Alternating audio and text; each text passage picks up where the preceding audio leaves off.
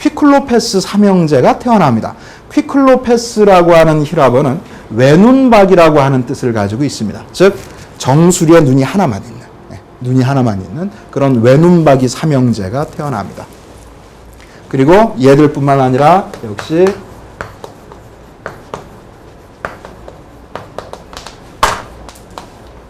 헤카톤 케이레스 삼형제도 태어납니다. 고대 그리스어에서 헤카스라고 하는 것, 헤카톤이라고 하는 건 숫자 100을 나타냅니다. 케이레스라고 하는 고대 그리스어는 손입니다. 그래서 외눈박이 삼형제와 우리말로 하면 백수 삼형제가 태어납니다. 백수 삼형제.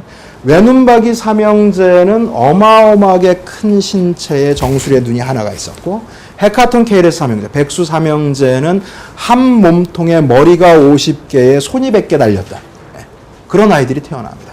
자, 이제 이런 자식들이 태어나고 보니까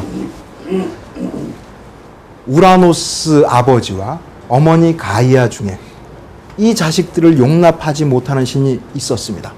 누가 용납하지 못했을까요? 우라노스가 용납하지 못합니다. 어떻게 나에게서 이런 자식이 태어났는지를 도저히 받아들이지 못합니다. 가이아 여신에게는 아직까지 여전히 사랑스러움. 자기 자식들이니까. 그렇죠?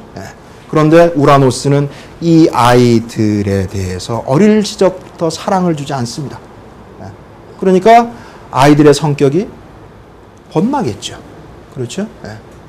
그러니까 이 아이들도 그 수면에 비치는 자신의 모습을 보고 상처를 스스로 받았을 텐데 아버지의 사랑을 받지 못하고 하면서 성격이 괴팍해지기 시작합니다. 그래서 후안무치한 행동을 계속해서 해나가게 되죠. 그러자 우라노스가 더 이상 참을 수가 없어서 이들을 타르타로스에 감금해버립니다. 타르타로스는 우리말로 무한지옥이라고 옮겨집니다. 무한지옥은 어디에 있겠습니까? 땅속 깊은 곳에 있습니다. 땅속 깊은 곳이니까 누구의 뱃속이죠? 가이아 여신의 뱃속입니다. 이 타르타로스에 대한 절대적인 지배권, 다시 말해서 타르타로스의 죄인을 감금하고 그 죄인을 방면해 주는 것은 오직 신의 제왕만이 할 수 있습니다. 가이아 여신은 자신의 뱃속 깊은 곳이라고 할지라도 아무런 권리를 행사할 수가 없습니다. 지금 이 시대에, 티탄 시대의 신들의 제왕은 바로 우라노스입니다. 하늘의 신입니다. 그럼 가이아 여신에게는 이제 정신적으로나 육체적인 충격이 와닿습니다. 그 고통이 어마어마하게 큽니다. 왜냐하면 자기가 산통을 치르면서 그 훌륭한 티탄 12주 신을 태어나게 했고 그 아이들과 마찬가지로 자신이 사랑하는 마음으로 탄생시킨 신들이 바로 퀴클로페스와 헤카톤 케이레스였죠. 이 6 형제들은 모두 자기가 사랑하는 자식이었지만 남편이 이 아이들을 사랑하지 않아서 이제 다시 어디에 가두어 버렸습니까? 자신의 뱃속에 다시 집어넣어 버린 거예요. 그러니까 정신적으로 이미 고통받고 있습니다. 그런데 이 아이들은 아무런 이유 없이 어릴 때부터 아버지 사랑 못 받아서 내가 성격이 나빠진 건데. 그렇죠? 아무런 이유 없이 엄마 뱃속에 다시 들어가서 그러면 매일같이 햇볕 하나 통하지 않는. 그렇죠? 그 빛 한 줄기 들어와져지는 그곳에서 매일같이 반성문 쓰면서 우리가 잘못해 이거 하겠습니까? 절대 그러지 않죠. 절대 그렇지 않습니다.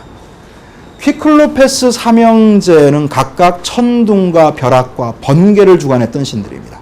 삼형제였으니까.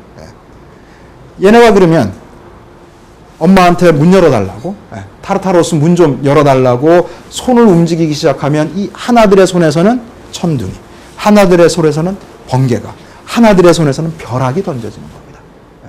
그리고 헤카톤 케이레스 삼형제가 문 열어달라고 놓고 하면 어떻게 됩니까? 몇 개가 손이? 300개의 손이. 300개의 손이 동시에 두드려 대는 거죠. 그러니까 가이아 여신은 정신적으로 뿐만 아니라 육체적으로도 고통받고 있는 셈입니다.